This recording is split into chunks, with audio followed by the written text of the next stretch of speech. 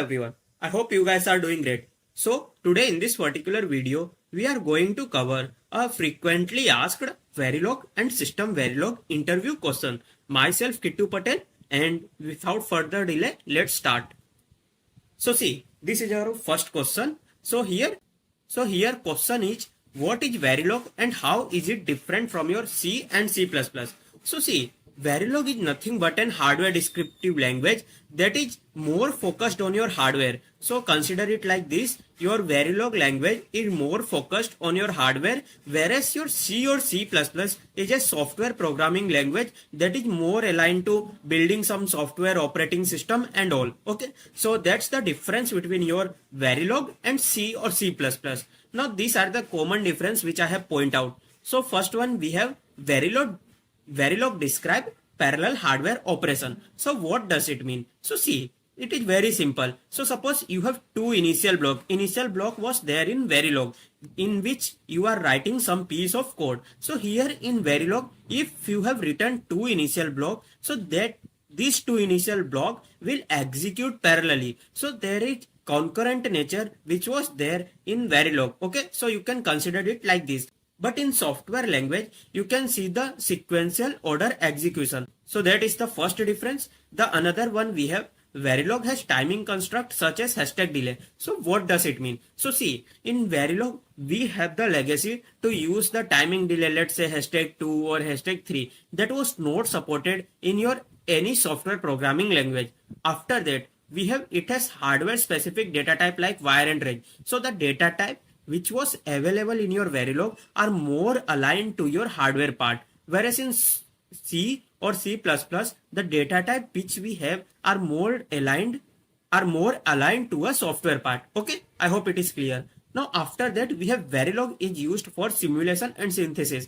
So you have heard about these two words, that is simulation and synthesis. So let me explain the difference between that. So see, in simulation, we have some RTL. Let's suppose you have written some design code, and in order to perform simulation, you have to pass a test bench. So let's suppose in order to verify this design or RTL, we have to pass a test bench, or we have to pass some input from the test bench, and we are observing the result in terms of waveform or some. Okay, so that is nothing but your simulation. So you can just simply remember like this, in your RTL verification, or in order to verify your RTL, you have to pass input from your test bench. Okay, so that is nothing but your simulation.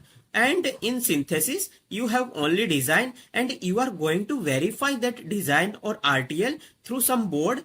That board might be ASIC or FPGA. See, in college we have already done some program on FPGA and observed the result. Okay, so that is nothing but your synthesis. So like in simulation, we have performed certain simulation and then followed by the synthesis. Okay, so this is nothing but your basic difference between your Verilog and C++ or C. Okay, so let's jump to the next question. So see, this is our second question. So in second question, they have asked, can a module have multiple output, and if it have, so we have to write a syntax for a module with two inputs and two outputs. So the answer is yes, module have multiple outputs. होता है multiple outputs, है ना?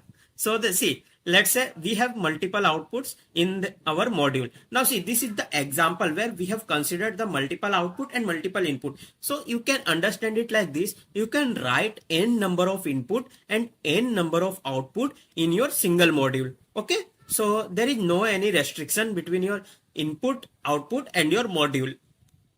Now see, here we have used one example. Here we have used the assign statement. So see, assign is nothing but a continuously driven statement. So it is mainly used whenever you have combinational logic which you want to drive your input continuously. So for that, we have used the assign keyword. So here A and B. So see, the logic will something like this. So if there is any change in A and B, then the output X will get reflected.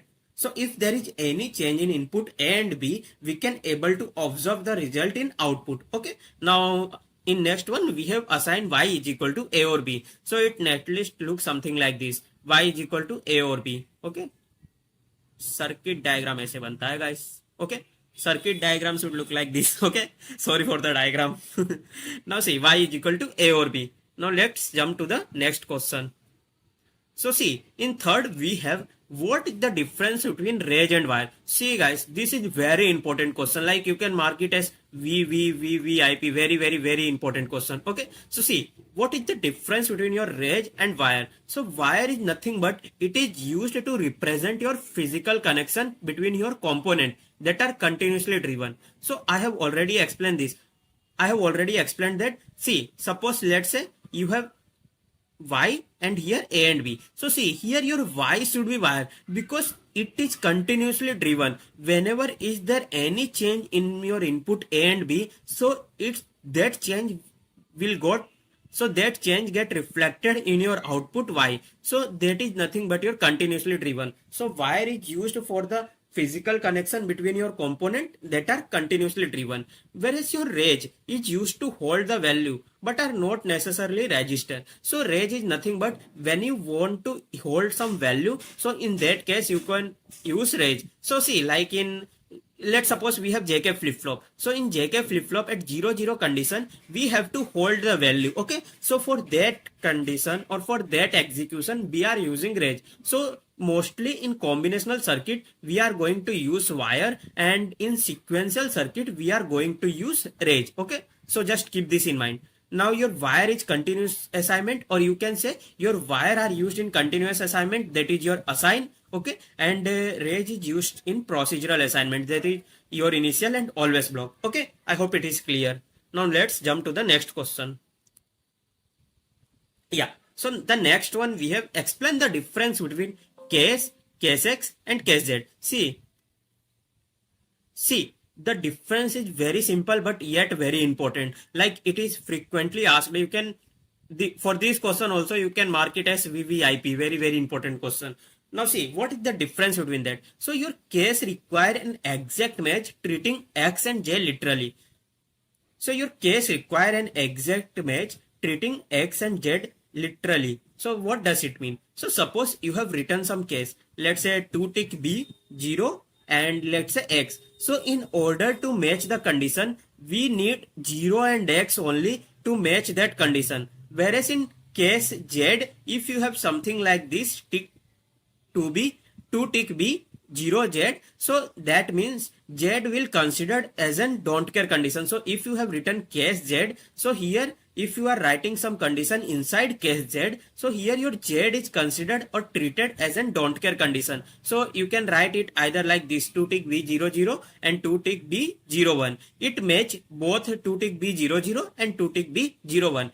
Whereas your case X, so suppose if you are writing case X, so your X and Z both are treated as a don't care value. Okay. So I hope it is clear. If it isn't, so let me explain again. Okay. So see, in case, if you are writing case, so you have to consider X and Z value also. So suppose you have written 2 tick B 0X. So in order to match the condition, your condition should be 2 tick B 0X only. Whereas in case Z, your Z value or Z is considered as an don't care. And in case X, your X and Z both are considered as an don't care. Okay. I hope it is clear.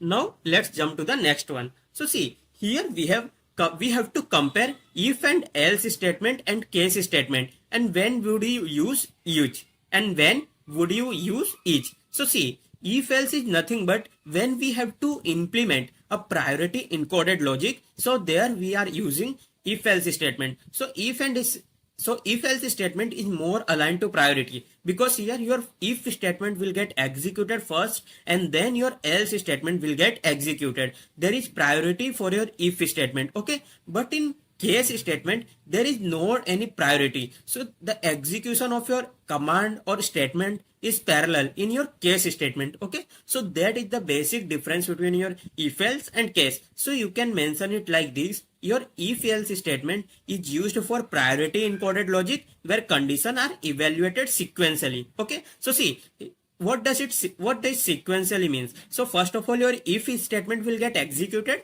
then after your else will get executed. Whereas in case statement, all statement will execute parallelly. Okay. So you can keep this in mind. Now see, I have some tricky point in if else, so you can just keep this in mind because this was also asked in many interviews. So suppose if we have written something like this, range a is equal to 1 tick bx. Now see, if we have if, let's say a, if a is true, then this one will get executed, and if a is false, then else block will get executed. Now see, here our value is not 1, not 0. Here our value is x. So which statement will get executed? So just keep this in mind. Whenever you have any such statement x or z, so it will be treated as 0 only in if else statement. So only for one, if your variable is returning 1, only for that case your if statement will gonna to execute. For all the other condition, your else state will get executed. Okay, so I hope it is clear. See, after that we have what is the difference between your logical and bitwise and logical or and bitwise or. So see, the difference is very simple. So let's suppose the logical AND. So logical AND will compare two value. If two value are non-zero, so then it will result it as an 1, and if any of your value is 0, so it will result into 0. So what is mean by non-zero value? So see, apart from your 0, any value is there, it will be considered as non-zero. So let's say if we have written 2 tick b01, 2 tick b10, 2 tick b11, so these all values are non-zero value, whereas only this 2 tick b00 are the 0 value. So if we have written 2 tick b10 and 2 tick b01, so this will return 1. Okay, your logical AND return only single bit value, and if both value or both expression have non-zero value, so it will return 1. But if any expression will return 0 value, so it will return the overall answer and it will return only 0. Okay, so this is the intention of using logical AND. Now we have logical OR. So in logical OR, if you will get any non-zero value, so it will return 1. Okay, so suppose if we have written something like this, so it will return 1. If we have something like this, so it will return 1. Okay, so this is the basic difference between your logical AND and logical OR. After that we have bitwise AND and bitwise OR.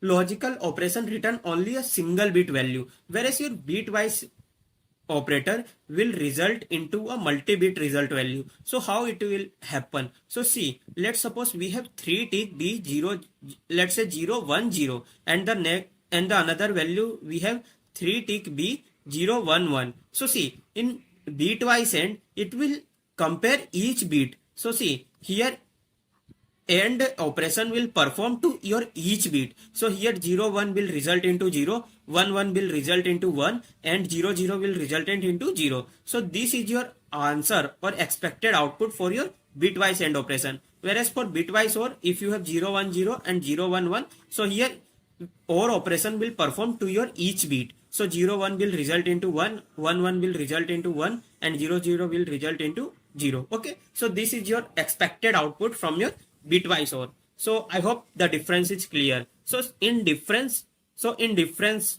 point of view, you can just point it like this. Your logical operator will return only a single bit value or single bit result, whereas your bitwise operator will result a multiple bit value. Okay, now after that we have what is the difference between 2-state and 4-state data type. So see, first of all, let me write all the 2-state data type and 4-state data type. So your bit, then byte, then short int, then int, then long int, these all are the 2-state data type. Whereas in 4-state data type we have your logic, reg, and wire. These all are the 4-state data type. So what is the difference between them? So see, your 2-state data type support only 0 and 1. So in order to use the x and z value, you have to use the 4-state data type. So your 4-state data type will support 0, 1, x or z. Okay, I hope it is clear. So see, like you can understand it like this. Your 2-state data type will support only 0 or 1, whereas your 4-state data type will support 0, 1, x or z, and these all are the 2-state data type and these all are the 4-state data type. I hope it is clear. Now see, this is the very important question you can say from the enum. So see, here we have considered one enum. Now inside that enum, we have considered some label: green, red, yellow, orange and white. So here color is your data type, that is of enum type, and here your color is your data type, that is of enum type, and here we have considered C1. C1 is your variable of type enum. Now see, here if you haven't mentioned anything, so by default the data type of your enum is int. Okay, so if you haven't mentioned anything, so it will treated as an int. Okay, so see, it will treated as an int. Now see, here we have pointed C1 is equal to green, so our pointer is here right now. Now we have used the enum method, that is next. See, in enum we have multiple inbuilt method, that is next, previous, name, and then we have num. It will return number of labels which was there in your enum, and then we have first, and then we have last. So these all methods are available in your enum. So let's suppose if we are using c1.next, that means our pointer will point to our next level, that is red. So right now our pointer is pointing to a green, and if we execute this method, so our pointer will start pointing red. Now what if we are going to use c1.previous? So see, here there is not any previous element and there is no any previous element. So in enum, wrap around was there. So if there is not any label and there was not any label was there, and see, if there was not any label was there, so it will just wrap around and point to your last label, that is white. So it will just display white. See, in enum multiple case was there. Now let understand each case. So suppose if we have given type def, and if we have given type def, then enum we have, and then after we have, let's say, green, and then we have blue, and then we have, let's say, red, and then we have white. Okay, let's consider the 4 label only. Now see, if I have mentioned the label here as an, if I have assigned the value, let's say here 2, so will it gonna to work? First of all, you can think on it. So the answer is no, because see, here we haven't assigned any value to our enum. So by default it will take 0, and it will take 1, and it will take 2. Now see, here for red we have 2, and for white also we have 2. So in enum we have to make sure that each label has an unique identity, has its unique identity. So we can't assign a similar value to both the label. So here this enum will fail. Okay, so you can just keep this in mind. Now after that, let's suppose consider another condition, whereas your type def enum you have, and then you have green, and then you have blue. See, this all was there in SVLRM. So if you want to refer it more, so you can go through the SVLRM. Okay, so see, we have given something like this, and if we are assigning here one tick bx, now will it work? First of all, think on it.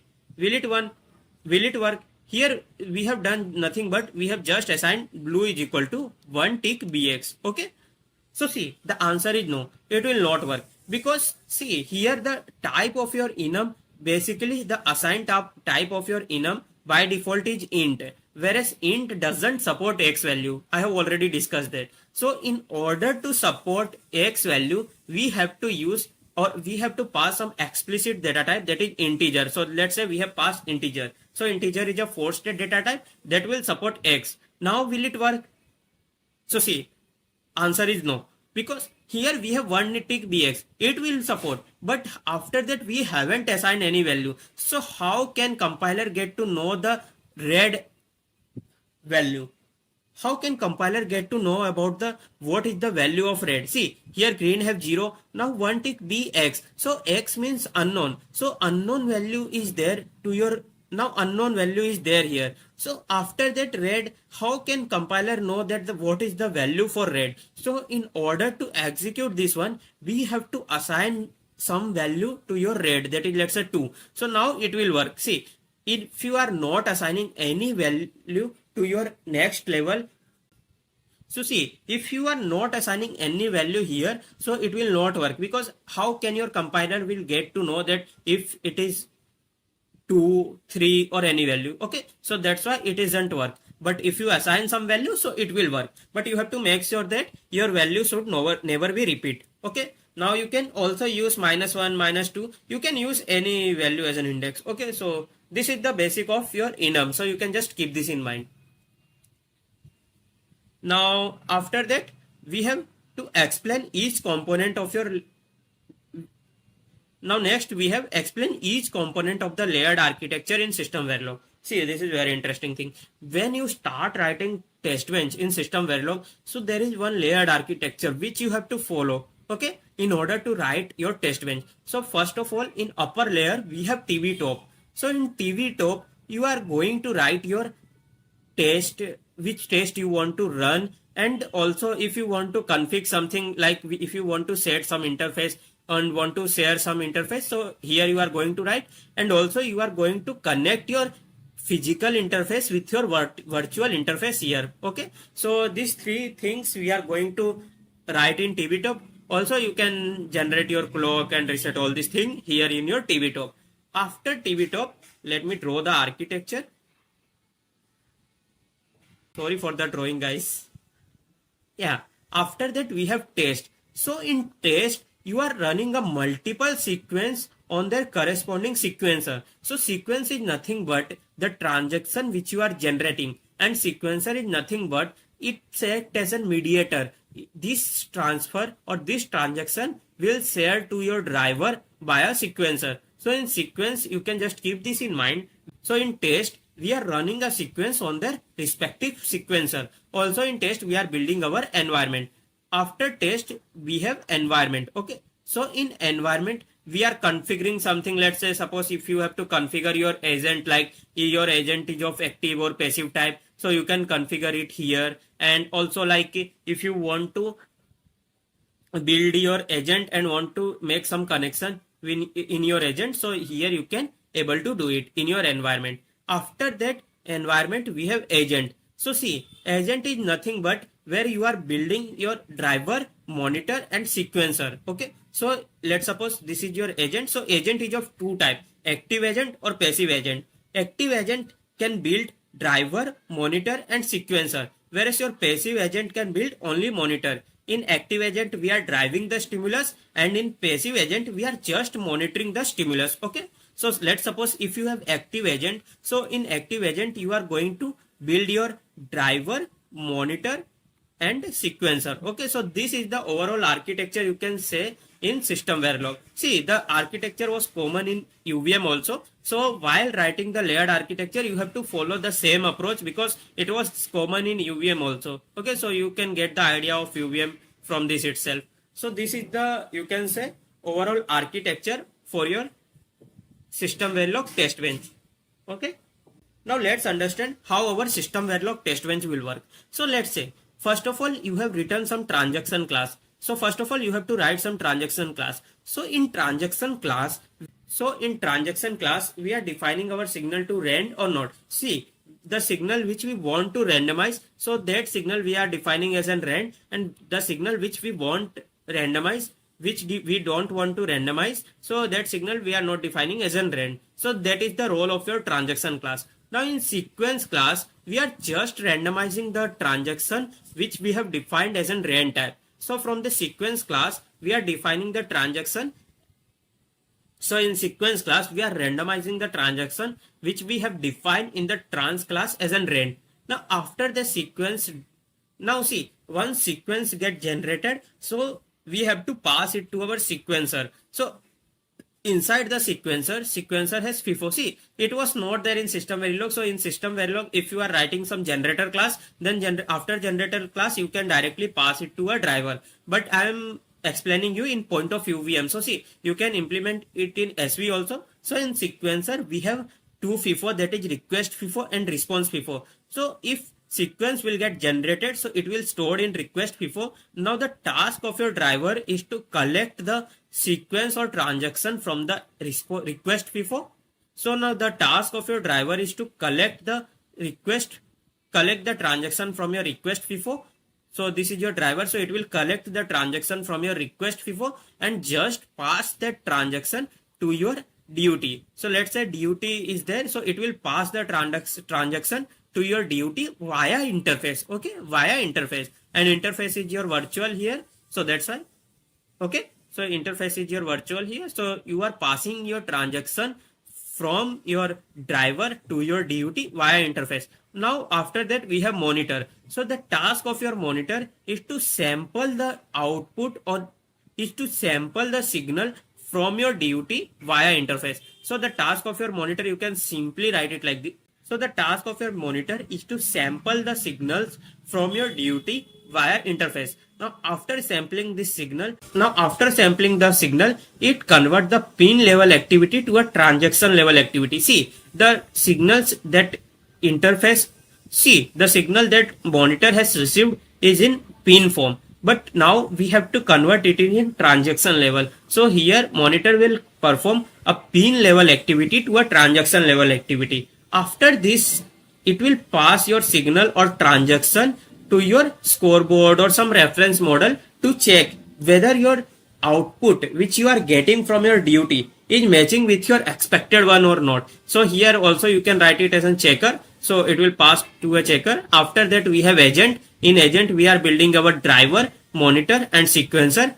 So this is your agent. So agent is also a two type. After agent we have, you can say, environment. So in environment we are building our agent, and if we want to configure our agent as an active agent or passive agent, so that thing we are going to do in our environment only. After environment we have test. So in test we are going to run multiple sequence on their corresponding sequencer. After that we have TV top. So this is the overall flow for your architecture. So this is the overall flow for your test bench which you are going to write in system Verilog. So I hope it is clear. So that's all from my side. Thank you.